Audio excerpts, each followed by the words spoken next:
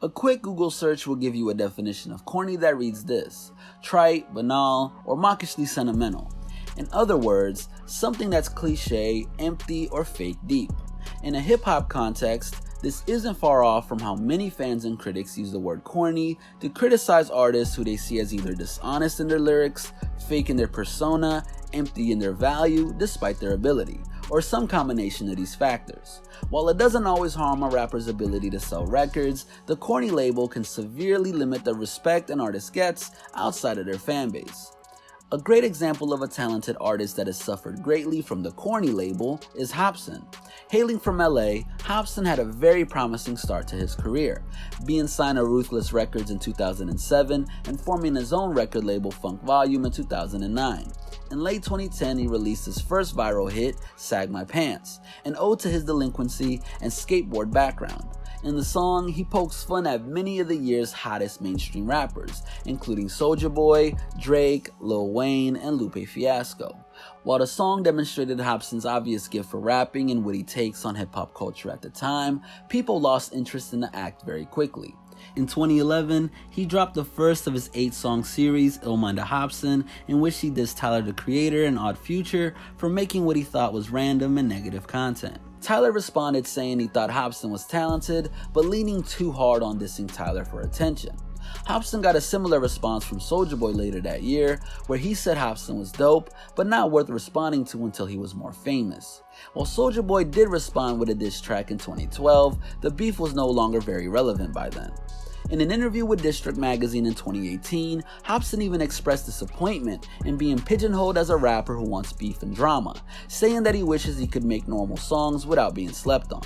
To many rap fans, and by Hopsin's own admission in the interview, Hopsin put himself in that hole, which could be interpreted as the corny category, by spending too much of his time in the limelight criticizing rather than adding to the game.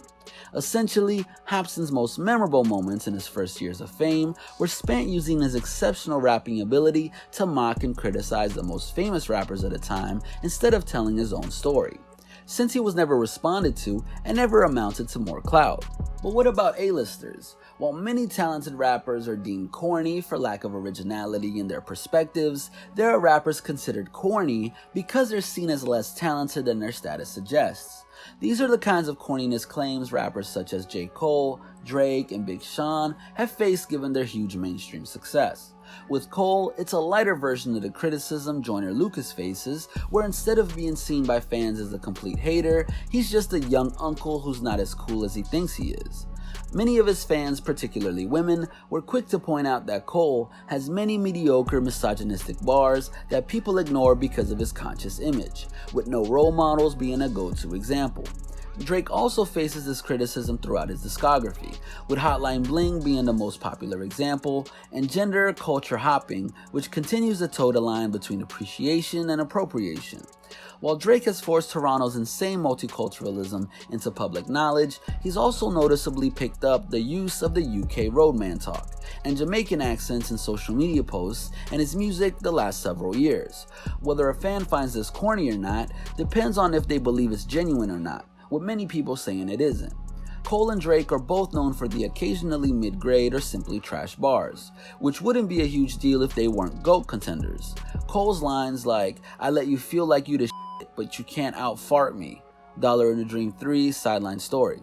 And Drake lines like, "Keychain go jangalang, I wanna do major things," 9 on the album Views, are examples of what fans would point to as evidence of their corniness accusations. And whereas Cole and Drake are more quietly roasted on forum sites such as Kanye Tida and Genius, major publications such as Complex and much of hip-hop Twitter have field days whenever Big Sean releases a project because despite the A-list status, he's widely viewed as having some of the laziest bars in the game.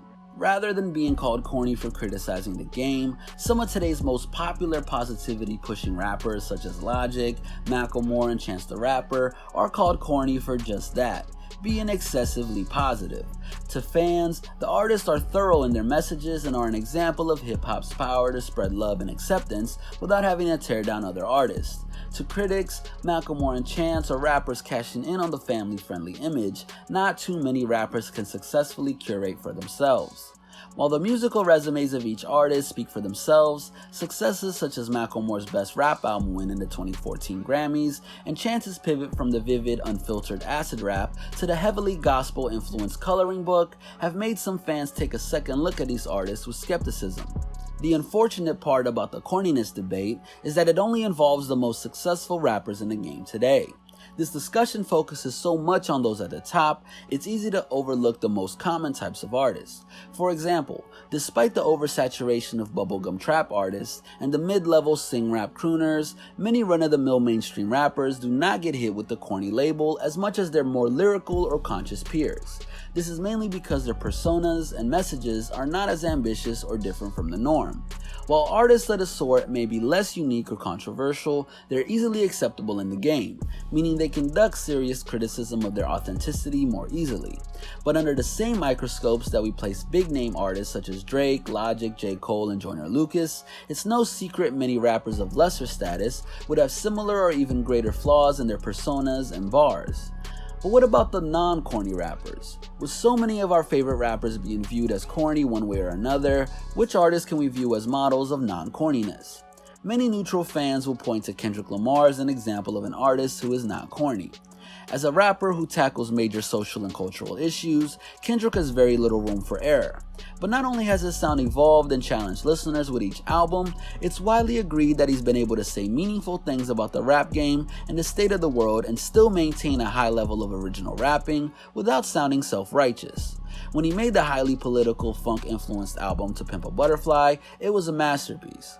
When he made albums with more commercial appeal like the Black Panther soundtrack and Damn, he managed to hold on to his conscious West Coast roots while making songs that everyone can enjoy, such as King's Dead and Humble.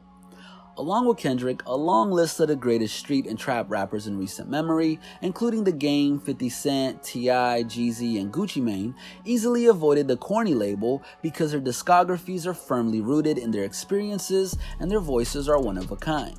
Pioneers of sounds and flows such as E40 and Too Short with the Bay Area sound, or Rakim and Slick Rick as pinnacles of inventive flows in the late 80s and early 90s, are also artists never thought by the masses as corny.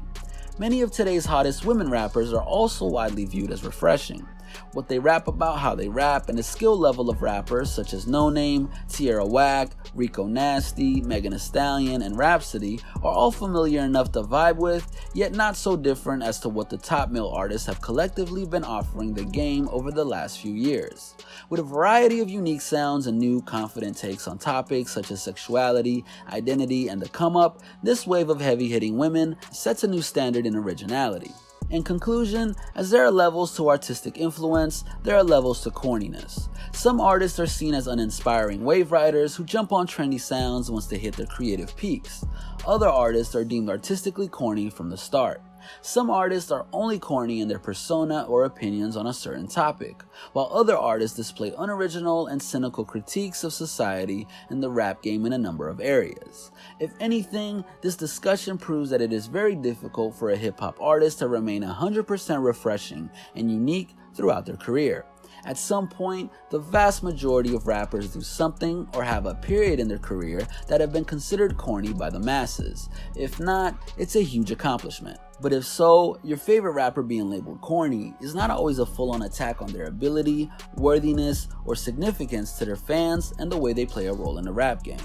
This has been a HipHopMadness original. Make sure to stay tuned and stay up to date with everything we got going on by hitting that subscribe button and notification bell. Oh, and don't forget to follow us on Instagram at HipHopMadness and join the movement.